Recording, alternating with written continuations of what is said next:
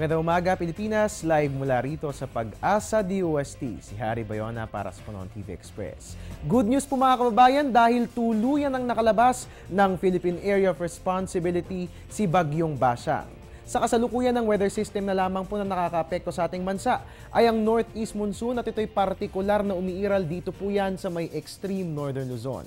At ano nga ba nga asahan natin sa paglabas ni Bagyong Bashang? Well, ayon sa Pag-asa, magandang panahon na ang mararanasan sa kalakhang bahagi ng ating bansa. Gaya nga po ng ating nakikita sa ating MTSAT imagery, kakaunti na lamang po yung mga kaulapan na bumabalot sa ating bansa. So asahan po natin na dito sa atin sa Metro Manila at ganoon din sa Visayas at sa Mindanao, magiging maganda na nga po ang lagay ng ating panahon maliban na lamang po sa isolated rain showers and thunderstorms na posible pa rin nating maranasan. Dito po sa extreme northern Luzon, makaaasa po tayo ng isolated light rains dahil nga po dyan po concentrated ang effect nitong northeast monsoon o hanging amihan. At mga kababayan, dahil pumasok na po tayo sa buwan ng Pebrero, marami rin po mga bagbabago ang inaasahan sa lagay ng ating panahon.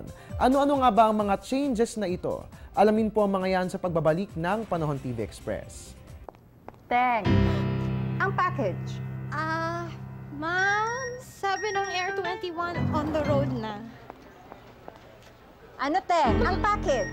Ma'am, sabi ng Air 21 na receive na. Okay, very good. Basta padala, sagot ka ng Air 21. May real-time delivery updates via text para worry-free ka. Teng, ang package, napadala mo na? Yes, ma'am, sa Air 21. Sa Air 21, sagot ko, padala mo.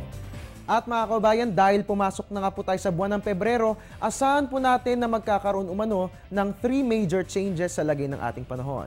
Ayon nga po kay Pag-asa Weather Forecaster Jory Lois, ang una pong change na ating inaasahan ngayong buwan ng Pebrero, mas lalamig pa nga po yung panahon na ating mararanasan dahil mas lalakas pa po ang surge ng northeast monsoon.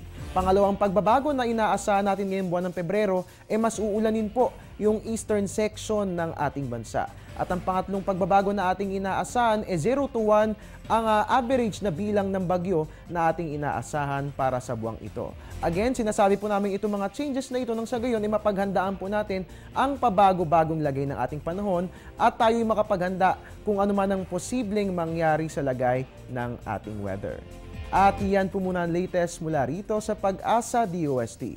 At your service po yung weatherman, Harry Bayona para sa Panahon TV Express.